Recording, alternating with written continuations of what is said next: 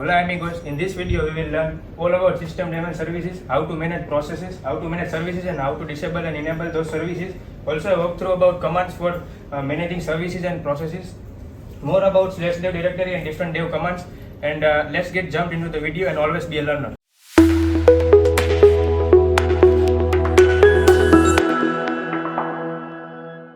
ठीक है, तो अभी अपन ने प्रोसेसेस देखे थे, फिर किसी प्रोसेस को किल करना हो तो किलिंग प्रोसेसेस देखे थे। ठीक है, आज जो कुछ प्रोसेस है उनको मैनेज कैसे करते हैं, सर्विसेज जो है किसी प्रोसेस की, उनको सर्विसेज को कैसे मैनेज करेंगे वो भी देखते हैं। ठीक है, किलिंग के टोटल कितने प्रोसेस है आपके? 64 है। ठीक है, फायरफॉक्स जैसे कि मैं यहाँ पे चला के बता देता हूँ एक बार फिर से। फायरफॉक्स बैकएंड में मैंने इसे डाल दिया तो 14857 ये इसका प्रोसेस आईडी है। या पीएस से भी आप चेक कर सकते हो, ये चीज फायरफॉक्स चल रहा है। अब इसे किल करना है तो किल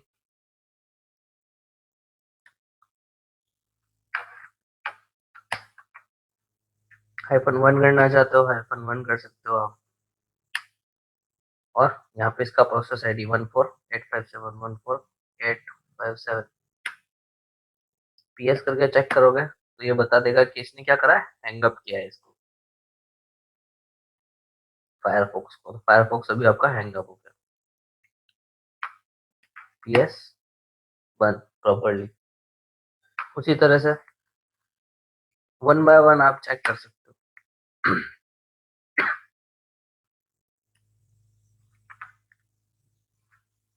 किल -2 इस बार आईडी नया मिला होगा, पीएस सॉरी 15221 15221 यस 15221 पीएस किल -2 15221। तो इस पर क्या करा, इंटरप्ट किया है, जो हम कंट्रोल सी से करते हैं। इसी तरह से अगर कोई प्रोसेस बैकएंड में स्टॉप पड़ा है, यानी कि कैट, जैसे यहाँ पे कैट चला दोगे आप, और कोई भी प्रोसेस कोई भी फाइल का नाम नहीं दोगे, बैकएंड में डाल दोगे, तो जा पीछे जाके क्या हो गया, स्टॉप हो गया। इसे अब आप किल करो, चाहे 1 करो, चाहे 2 करो, चाहे 3 करो, ये किल नहीं होगा, क्योंकि ये बैकएंड में चल नहीं रहा है, बैकएंड में स्टॉप पड़ा है। जो बैकएंड में रनिंग है उनके ऊपर तो आपके ये अदर किलिंग प्रोसेस वर्क करेंगे क्योंकि वो चालू है, लेकिन ये ऑलरेडी स्टॉप पड़ा हुआ है, बंद ही पड़ा हुआ है। तो इसके ऊपर आप चाहे कितने भी डाल दो, जैसे 15402 पीएस करके देखो, कभी भी कैट कंटिन्यू है। 2 डाल दो, अभी भी कैट कंटिन्यू मिलेगा। तो इसको ऐसे रोकना है, यहाँ पे करो आप जाके 9 सीधा खेल। ठीक है,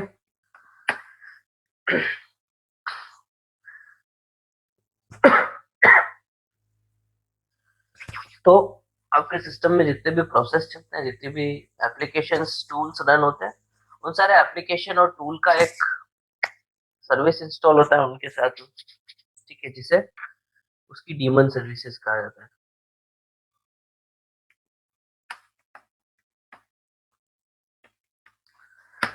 डीमन सर्विसेज को मैनेज करने के लिए आपके पास जो कमांड होती है वो होती है आपकी सिस्टम डी की कमांड। सिस्टम डी एक मैनेजर है, इनिट प्रोसेस, जो कि आपके सिस्टम में चलने वाले सारे प्रोसेसेस को मैनेज भी करता है। उसी की एक कमांड होती है सिस्टम कंट्रोल, सिस्टम सीटीएल। इसके थ्रू आप सारे सर्विसेज को मैनेज कर सकते हो। जैसे किसी सर्विस का स्टेटस देखना है, स्टेटस हमारे सिस्टम में एक सर्विस है एसएसएच सर्विस, तो उसको आप देख सकते हो एसएसएच डी डॉट सर्विस। ऐसी बहुत सारी सर्विसेज है, ये अपन एग्जांपल के लिए ले, तो बता रहा है इसका स्टेटस कि हाँ ये सर्विस इंस्टॉल्ड है, एक्टिव है, रनिंग मोड में है और इनेबल्ड है। यहाँ पे आप उसकी और डिटेल्स देख सकते हो। यहाँ पे इसकी फाइल्स कहाँ पड़ी वो बता देगा आपको, टास्क कितने रन हो रहे हैं, मेमोरी कितनी यूज कर रहा है, वो सारी चीज बता देगा, और साथ ही साथ इसके लॉग्स बता देगा नीचे आप। कि लिसनिंग किस पोर्ट नंबर पे करता है, रिक्वेस्ट यहाँ पे किस आईपी एड्रेस से आ सकती है, किसी भी। ठीक है, उसके अलावा सर ये जो वापस चलाओगे सर इकोसिस्टम सीटीएल? हाँ,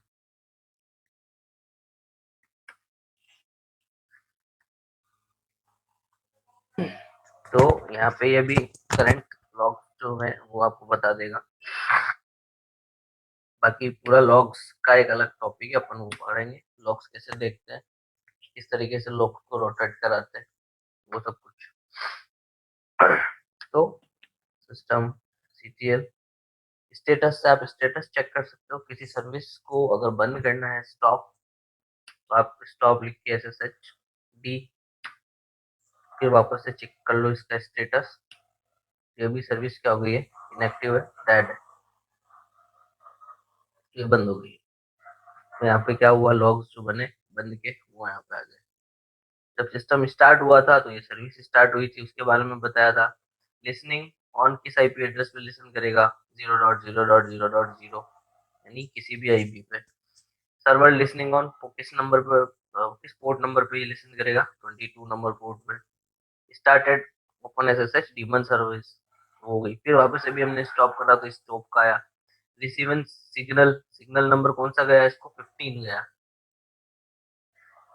टर्मिनेट वाला, और यहाँ पे स्टॉप हो गई।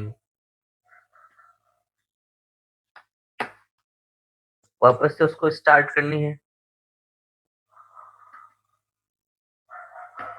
System CTL start SSH D, तो चेक कर सकते हो अभी स्टेटस जाके। तो ये एक्टिव भी है और रनिंग भी है। ठीक है, और यहाँ पे वापस क्या है, कौन से लॉग्स बने वो यहाँ पे बता दिए आपको। तो अभी अपन ने स्टेटस चेक करा, स्टार्ट करा, स्टॉप करा। अगर आप किसी भी सिस्टम के कॉन्फ़िगरेशन फाइल के अंदर जाके कुछ चेंजेस करते हो, कुछ अपडेट करते हो, तो आपको क्या करना पड़ता है, वो कॉन्फ़िगरेशन अपडेट हो जाए और कर्नल को भी ये इन्फॉर्मेशन चली जाए कि हमने इसके अंदर कोई कॉन्फ़िगरेशन चेंज करी है। तो उसके लिए आपको सिस्टम को क्या करना, सर्विस को क्या करना पड़ता है, रीस्टार्ट करना पड़ता है। तो आप यहाँ से रीस्टार्ट कर सकते हो, सिस्टम CTL रीस्टार्ट,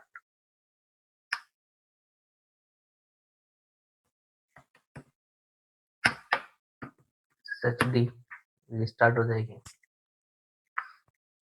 इसके बाद अगर हम यहाँ पे चलते हैं स्टेटस पे फिर से, तो यहाँ पे एक चीज बताया है, यहाँ पे इनेबल, तो आपकी सर्विस क्या है, अभी इनेबल्ड है। इनेबल्ड से मतलब ये है कि ये सिस्टम जब भी आपका डाउन होता है, ये सर्विस भी डाउन होती है, और जब आपका सिस्टम स्टार्ट होता है तो ये सर्विस भी क्या होती है, उसके साथ साथ ऑटोमेटिकली स्टार्ट हो जाती है। वो स्टार्ट इसलिए होती है क्योंकि ये यहाँ पे सर्विस इनेबल्ड है। इनेबल्ड क्या है, ये इनेबल्ड है boot time enabled. Boot time enabled से मतलब ये है कि जब भी सिस्टम वापस से बूट होगा, ये भी सर्विस ऑटोमेटिकली बूट होगी, स्टार्ट होगी। अगर हम इसे डिसेबल कर देते हैं तो ये सर्विस बंद हो जाएगी। तो अभी हम सिस्टम CTL डिसेबल करते हैं इसे,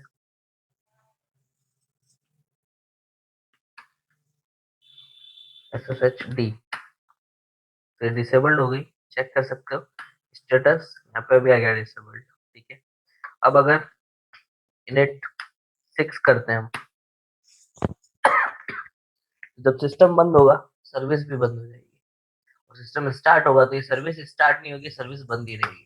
हमें इसे मैन्युअली जाके स्टार्ट करना पड़ेगा। लेकिन यही चीज अगर हम इनेबल्ड रखते हैं तो आपकी सिस्टम, आपकी सर्विस इनेबल्ड हो जाएगी।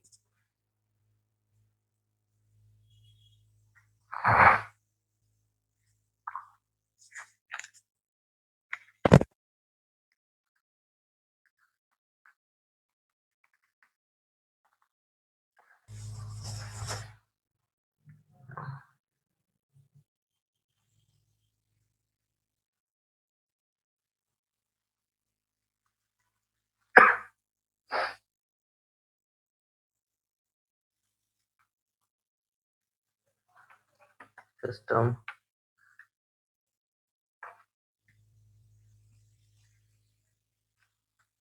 CTL status SSHD। तो देखो सर्विस स्टार्ट नहीं है, इनएक्टिव पड़ी हुई है और डेड भी है। और क्यों है ऐसा? क्योंकि हमने इसको डिसेबल्ड कर दी थी। स्टार्ट करने के बाद इसे आपको क्या करना होता है, इनेबल करना होता है, ताकि जब भी ये सिस्टम स्टार्ट हो आपकी सर्विस भी क्या हो जाए, स्टार्ट हो जाए। तो हम इसको इनेबल्ड कर देते हैं, system CTL enable SSHD।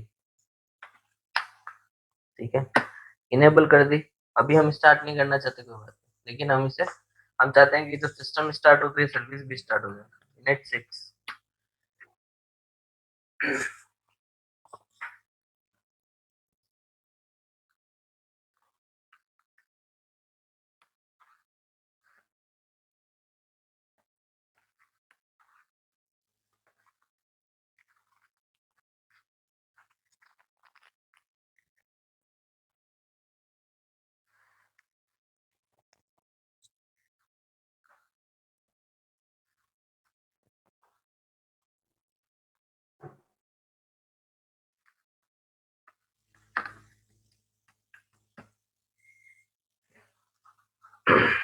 Status check करो SSHD का। देखो सर्विस एक्टिवेट भी है और इनेबल हम पहले ही कर चुके हैं इसको। सिस्टम जैसे स्टार्ट हुआ सर्विस भी क्या हो गई आपकी, स्टार्ट हो गई। ये कब होगा, जब आप इसे इनेबल्ड करके रखोगे। अगर आप इसे इनेबल्ड नहीं करते हो, आपका सिस्टम स्टार्ट होता है तो सर्विस को आपको मैन्युअली स्टार्ट करना पड़ता है कमांड चला के, सिस्टम से टेल स्टार्ट सर्विस का। ठीक है, तो ये चीज आपको करनी पड़ेगी।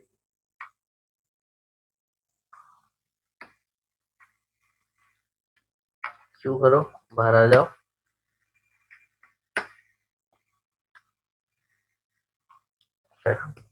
इज इनेबल्ड SSHD, तो बता देगा कि हाँ ये इनेबल्ड है।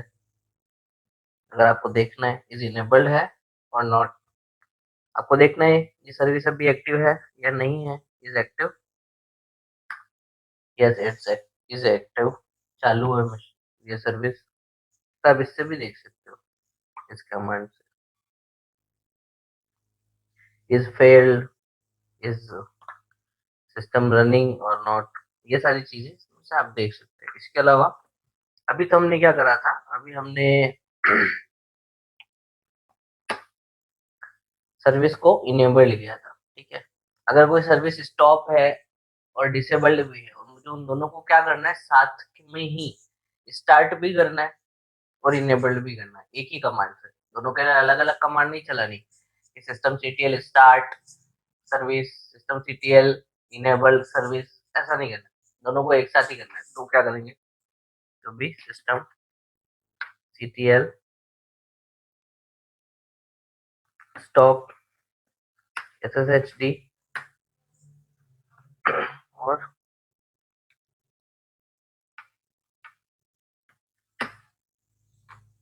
ठीक है, सिस्टम CTL स्टेटस चेक कर लो SSHD का। तो देखो एक तो ये इनएक्टिव है, बंद पड़ी हुई है और डिसेबल्ड भी है। मुझे क्या करना है, मुझे स्टार्ट भी करनी है और साथ ही साथ इनेबल्ड भी करनी है, दोनों। तो क्या करेंगे उसके लिए, सिस्टम CTL इनेबल्ड नाउ।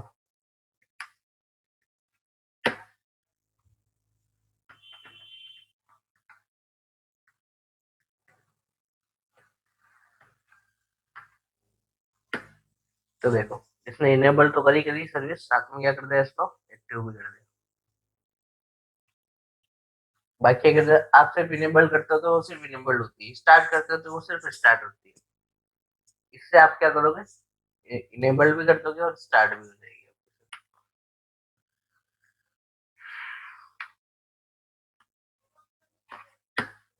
उसी तरह से आप किसी सर्विस को मास्क कर सकते हो। मास्क करोगे तो क्या हो जाएगी, वो सर्विस आपकी कुछ टाइम के लिए आप यूज नहीं कर पाओगे, मास्क लगा दोगे तो। ठीक है, कोई यूज नहीं कर पाए। तो मास्क कैसे लगाते हैं,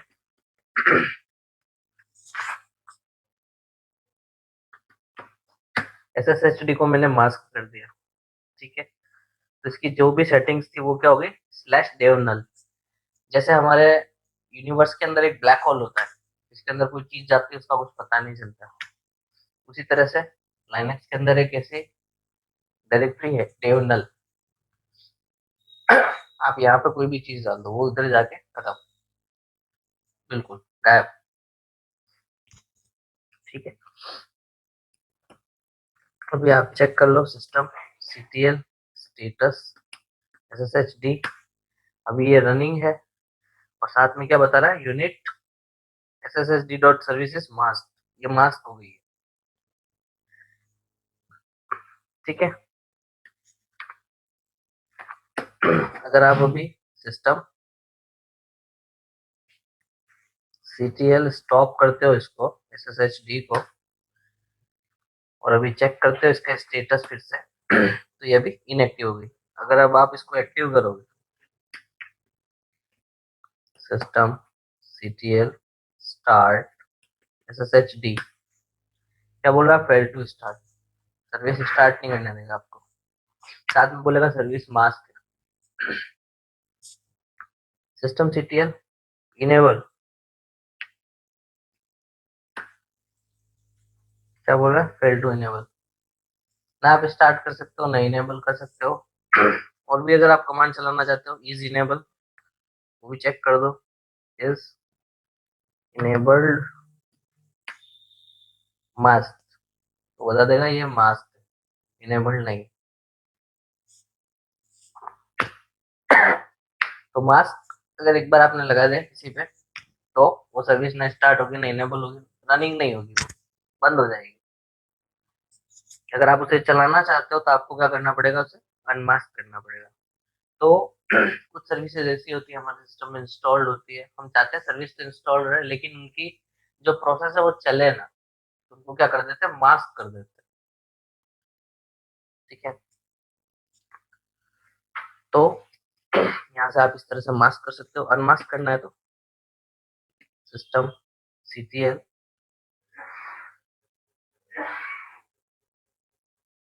अनमास्क sshd,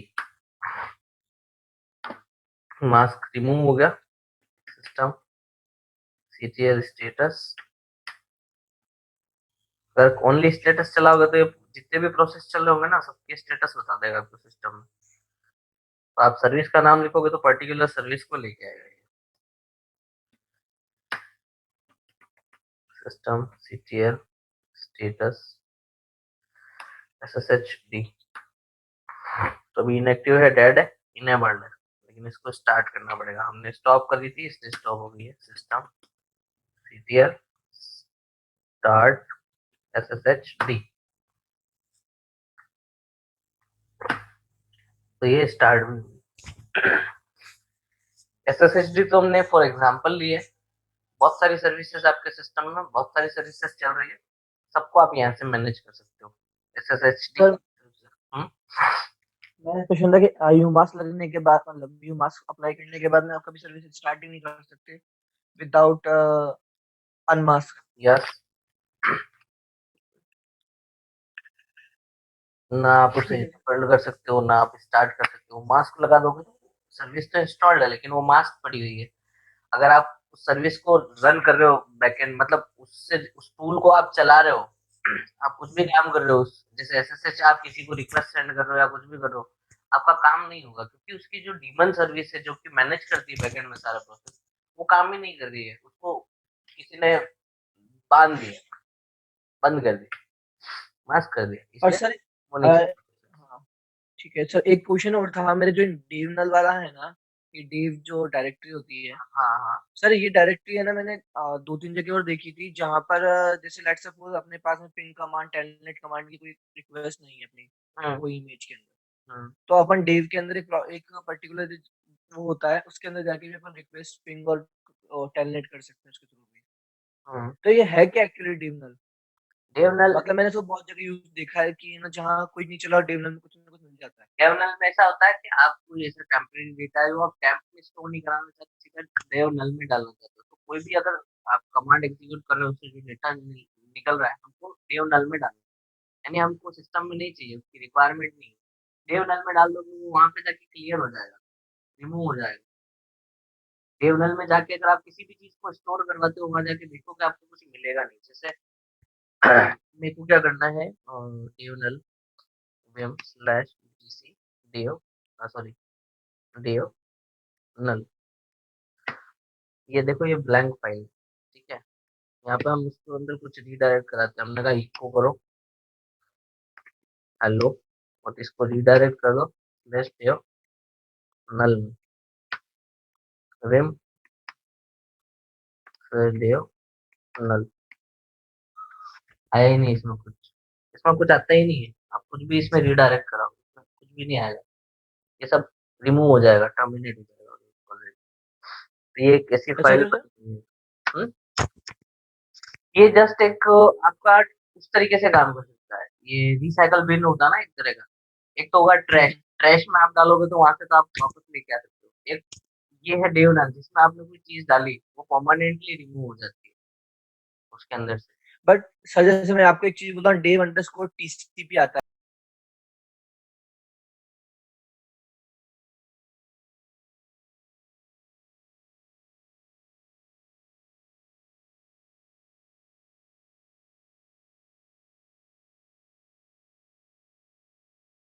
डॉकर की इमेजेस बनती है ना, और हम वहां पे पिंग विंग नहीं कर सकते, तो हम्म या तो इजी बॉक्स लो या फिर हमको दूसरा ऑप्शन है तो हम ये यूज करते हैं।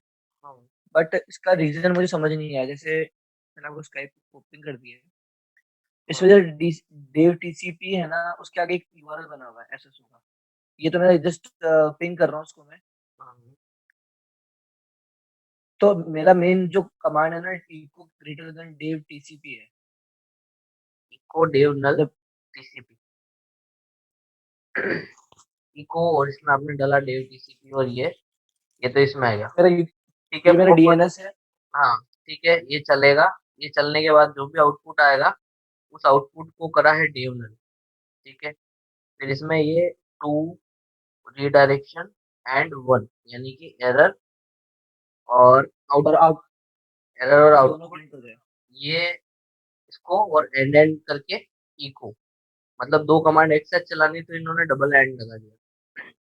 Eco OIDC internet is up, यहाँ पे फिर पाइप साइन लगाए फिल्टर करने के लिए, और फिर वापस echo OIDC internet is close.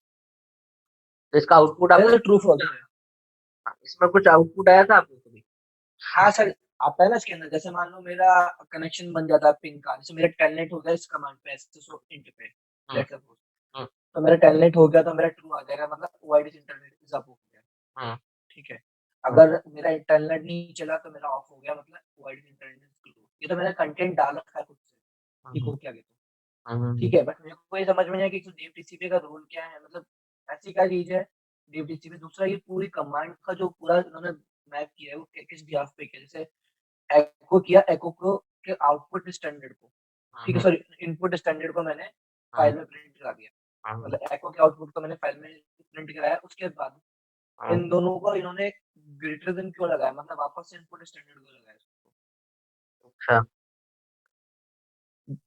और फिर तो नल लिखा इन्होंने, नली क्यों लिखा, मतलब कुछ और भी तो लिख सकते थे। नल में तो इन्होंने अगर कुछ चीज जो है आपको आउटपुट में नहीं चाहिए और उसको आपको घटाना है तो यहाँ तक का जो प्रोसेस हुआ इसके अंदर जो इन्होंने नल में डाला वो तो चीज आपको मिलेगी नहीं। लेकिन जब इसका आउटपुट में कुछ एरर्स आई और कुछ आउटपुट्स आए उनको, जब ये कमांड चली तो दो जगह इन्होंने इसको रीडायरेक्ट करवाया। एक तो इन्होंने डेव नल में करवाया और साथ ही साथ जो एरर्स थी और जो आउटपुट्स था उनको रीडायरेक्ट करवाना है और यहाँ पे इको करके ये कमांड चलाई है इन्होंने, दो चीजें। तो उस- वो दो आउटपुट भी इन्होंने लिए हैं, तो जो एरर और आउटपुट लिए हैं, वो उधर जाके आपके रीडायरेक्ट हो जाएंगे। तो इन्होंने इसको मल्टीपल टाइप से यूज किया हुआ है। तो ये जब आप कंटेनर्स पढ़ोगे ना उसके अंदर आपको एक्सप्लेन किया जाएगा कि किस तरीके से ये काम कर रहा है, डीएनएस सर्विस किस तरह से काम कर रही है और वो कहाँ यूज हो रही है। लेकिन डेवनल में अगर आप कुछ भी डाल दो वो आपको नहीं मिलता डेवनल में, मतलब अगर सर मैं आप, डीएम की कुछ और डालू फाइल का नाम तो वो मिल जाएगा मेरे को। हाँ उसमें स्टोर हो जाएगा जाके। तो सर बेसिकली मैं बोलूँ तो मैं कहीं भी किसी भी फ़ोल्डर में डालूँ नल नाम से कोई फ़ाइल बनाता हूँ, हम्म, तो फ़ाइल जो भी क्रिएट भी होती है नेटिव हाँ क्रिएट भी तरीके से। होगी। हाँ क्रिएट भी हो जाएगी, आप कहीं और डालना चाहोगे तो क्रिएट भी हो जाएगी। जैसे यहाँ पे इक्को एलो करा मैंने, डेव नल की जगह मैं टेस्ट कर देता हूँ और जाके चेक हुँ। करता हूँ विम स्लैश डेव टेस्ट, तो इसके अंदर हेलो लिखा हुआ है। तो बेसिकली नल वाली नल नेम की फ़ाइल में कभी कंटेंट होता ही नहीं है। नहीं होता है, आप कुछ भी जाके स्टोर कराओ कभी स्टोर नहीं होगा। हाँ। हाँ सर, मेरा भी एक क्वेश्चन था। हम्म, जैसे कि हम लोग सर्विस को मास्क करते हैं और दूसरा ऑप्शन अपने पास है कि स्टॉप करो और डिसेबल कर दो, हम्म। तो ये दोनों में क्या चेंज रहेगा? अगर स्टॉप और डिसेबल किया फिर भी हम लोग यूज तो नहीं करने वाले, वो वैसे ही पढ़ने वाली है, वैसे ही रहेगी कि वो रनिंग तो होने वाला नहीं है, हाँ। और मास्क कर रहे हैं फिर भी वो रनिंग नहीं होने वाली है। मास्क में ये है कि अगर आप उसे फीचर में इनेबल भी करना चाहोगे तो आप इनेबल नहीं कर पाओगे, आपने उस पर एक लॉक लगा रखा है। एक तो आपने स्टॉप करी, डिसेबल्ड करी, ठीक है वो बंद है, लेकिन आप अब उसको स्टार्ट करना चाह रहे हो तो वो स्टार्ट नहीं होगी, क्यों? क्योंकि उसको मास्क किया हुआ है। तो आप मास्क करके परमानेंटली भी उसको डिसेबल्ड कर सकते हो, एक तरह से वो परमानेंटली डिसेबल्ड हो गई, मास्क कर दिया।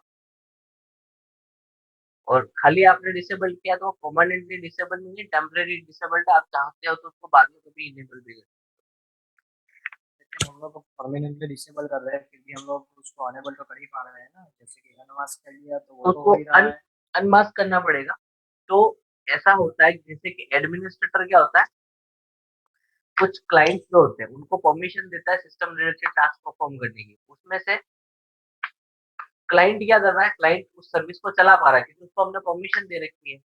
तो हम क्या करेंगे, मास्क कर देंगे ताकि क्लाइंट को जब रिक्वायरमेंट है तब वो चला ना पाए, क्योंकि हम नहीं चाहते कि वो इस चीज को मास्क अनमास्क करे। तो ये बात आती है सर्वर क्लाइंट कॉन्फ़िगरेशन जब होती है, तो हम क्या करते हैं, हमने अपने कंपनी में एक वो लगा दिया सर्वर, और हमने हमारे एम्प्लॉइज जो है उनको एक्सेस दे रखा है हमारे सर्वर पे। और हमको हमने उनको क्या है, सिस्टम रिलेटेड टास्क परफॉर्म करने की भी परमिशन दे रखी है, जो कि बाय डिफॉल्ट नहीं होती है। तो अगर उनको कुछ काम करना है, हमने एसएसएच सर्विस चला रखी है फॉर एग्जांपल, और उसकी सर्विस को हम ही मैनेज करते हैं, लेकिन हमने क्या कर रखा है, 2-3 क्लाइंट्स और हैं, उनको भी हमने 2-3 एम्प्लॉइज और हैं, हमने उनको भी परमिशन दे रखी है इस चीज़ की। लेकिन स्टार्ट स्टॉप करने की परमिशन दे रखी है, मास्क की परमिशन हमने नहीं दे रखी है उनको, ठीक है? तो वो स्टार्ट स्टॉप तो कर पाएँगे, लेकिन अगर मैं मास्क कर दूँगा तो वो स्टार्ट स्टॉप और इनेबल नहीं कर पाएँगे। तो उस जगह पे ही आपका काम है। तो आगे बढ़ते हैं, आगे देखते हैं। जब आपका रेडिट 7 आया, 7 के अंदर आपकी नई सर्विस इंट्रोड्यूस करी, इनिट का नाम बदल दिया गया, है वो इनिट प्रोसेस आज भी। नाम चेंज करके उसका सिस्टम डी कर दिया गया, और सिस्टम डी की कमांड है आपका सिस्टम सीटीएल। सिस्टम कंट्रोल जो है वो आपके सिस्टम डी जो डीमन है, सिस्टम डीमन जो है मेन सर्विस, उसी का कमांड है सिस्टम सीटीएल। इससे पहले जब ये इनिट था, इनिट के टाइम पे जो कमांड यूज की जाती थी वो थी सर्विस, सिस्टम सीटीएल की जगह सर्विसेज को मैनेज करने के लिए। तो अभी अगर आप देखोगे, बहुत सारी क्या होता है कि हम इंडस्ट्रियल सिनेरियो में काम करते हैं तो हमको हर चीज़ पता नहीं होती, हमको हर चीज़ फाइंड करके करनी पड़ती है। कभी हम किसी की कॉन्फ़िगरेशन जाते हैं, देखते हैं, गूगल से उठाते हैं, कभी गिट से उठाते हैं, कभी कहीं से उठाते हैं, है ना? कोई ऐसा बहुत सारी प्लेटफ़ॉर्म है, वहाँ से हम उनकी कॉन्फ़िगरेशन देखते हैं और अपने सिस्टम में करते हैं। तो आपको कई जगह सर्विस कमांड भी देखने को मिलेगी, तो आपको कन्फ्यूज़ नहीं होना, सर्विस और सिस्टम सीटीएल में क्या डिफरेंस है? कोई डिफरेंस नहीं है, दोनों एक है। जब तक 7 वर्ज़न नहीं आया था, उससे पहले सर्विस कमांड यूज़ की जाती थी सर्विसेज़ को मैनेज करने के लिए। उसके बाद में जब 7 आया तो उसका सिस्टम सीटीएल कर दिया। तो लाइनक्स के अंदर बैकवर्ड कॉम्पैटिबिलिटी होती है, इसलिए ऐसा नहीं होता कि पुराना जो है वो हटा दिया जाए। पुराना भी अवेलेबल रहता है और अभी जो लेटेस्ट है वो भी अवेलेबल है। तो अगर आप यहाँ से भी मैनेज करना चाहते हो तो आप कर सकते हो। तो सर्विस यहाँ पे हम क्या कर रहे थे, सिस्टम सीटीएल स्टार्ट एसएसएचडी। तो पहले सिस्टम कंट्रोल, उसके बाद क्या करना है, स्टार्ट करना है, स्टॉप करना है, इनेबल वो लिखते थे, और लास्ट में हम लिखते सर्विस का नाम। अभी यहाँ पे पहले सर्विस आएगा, फिर सर्विस का नाम आएगा, और उसको क्या करना है आपको वो करना पड़ेगा। तो जैसे सर्विस एसएसएचडी स्टेटस चेक करना है, तो ये स्टेटस बता रहा है ये क्या है, इनेबल्ड है और एक्टिव है। उसके बाद में सर्विस आपको डिसेबल करनी है तो SSHD मतलब सर्विस का नाम disable, this command support only basic LSB action start stop restart. Okay, reload force reload, इसके लिए कुछ और ऑप्शन लगाना पड़ेगा इसके डिसेबल करने के लिए। स्टॉप करते हैं इसको, स्टॉप, स्टॉप हो गए।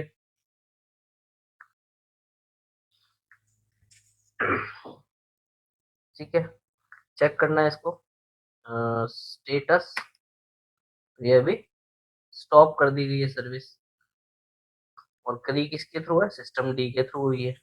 तो सर्विस को स्टार्ट स्टॉप आप यहाँ से कर सकते हो, रीस्टार्ट करना तो भी यहाँ से कर सकते हो। इनेबल डिसेबल करना है तो उसके लिए आपके पास कमांड होती है chconfig।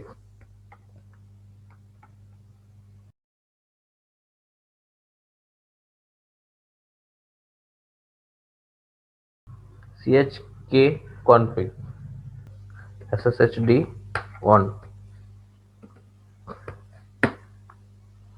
हम जाके चेक कर लो,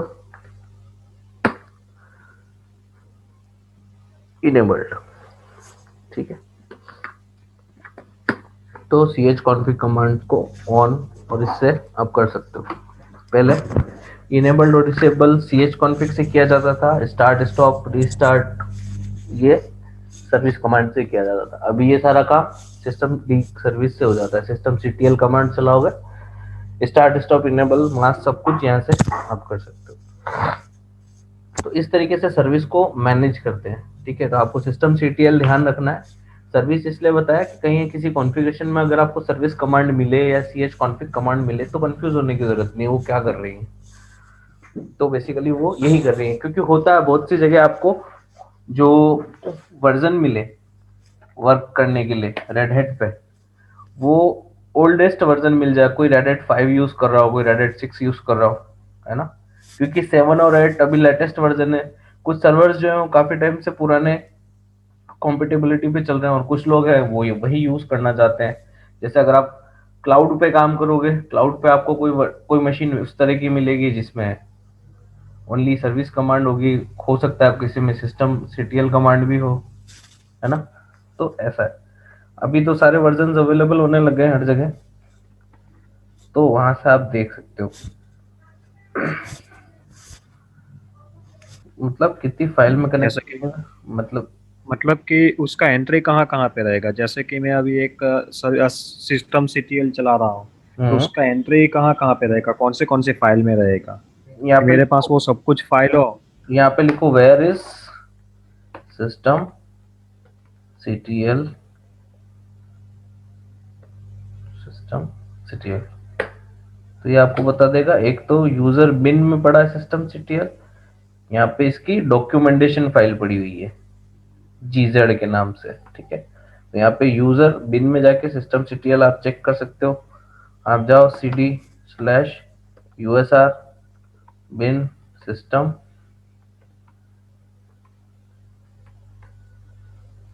usr। लेकिन सर इसका कॉन्फ़िगरेशन किसी फाइल में तो रहेगा ना, ये तो दो सिस्टम CTL का फाइल है ना, हाँ, सिस्टम CTL का यही तो है, इसका कॉन्फ़िगरेशन कॉन्फ़िगरेशन। कमांड है ना, ये कमांड है ये। हाँ। ओपन करो, ये है इनक्रिप्टेड फॉर्म में लिखी हुई है पूरी की पूरी कमांड,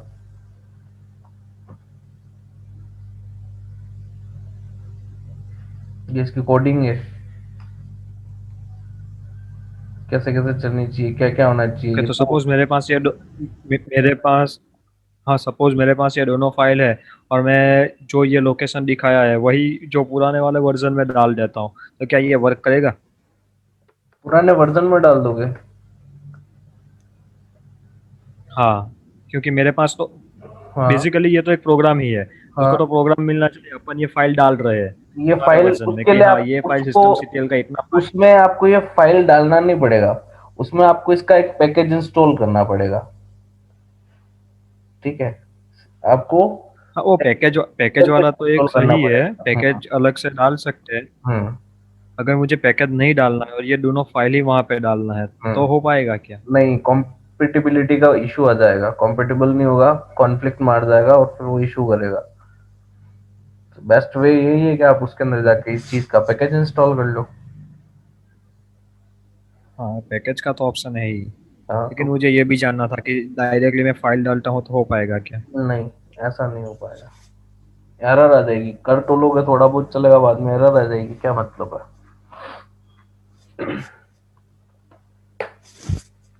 कोई भी कमांड देखनी हो तो बस ये चलाओ आप, वेयर इज, सबकी लोकेशन बता देगा कहाँ पड़ा है।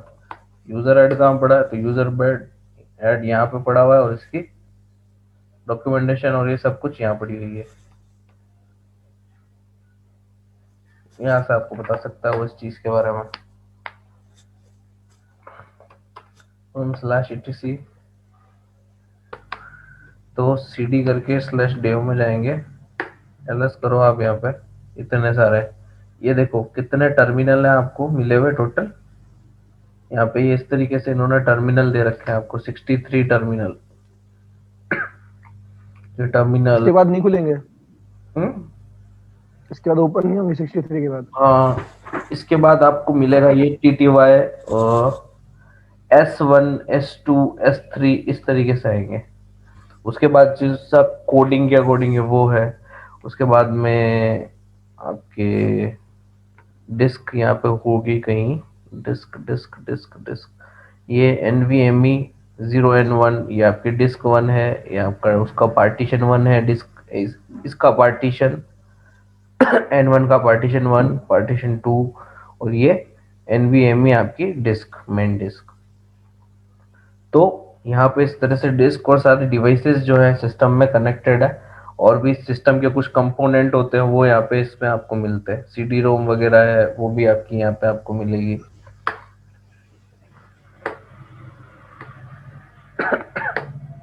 मैक्सिमम आप यहाँ पे टर्मिनल ओपन करके देख सकते हो कितने हैं।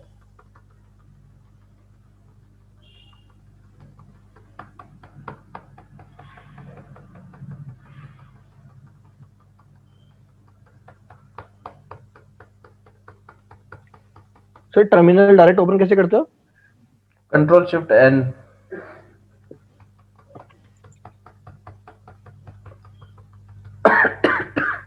और सर एक कई बार आप है ना डायरेक्ट ऊपर चले जाते हो, वो कैसे जाते हो विदाउट क्लियर? क्या without clear? Ctrl+L, Ctrl+L press करोगे वो क्लियर कर देता है, शॉर्टकट है उसका।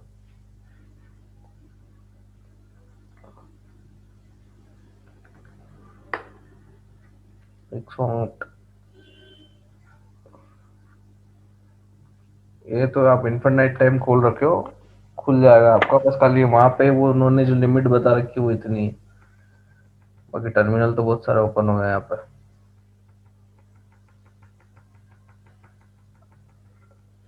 हम्म।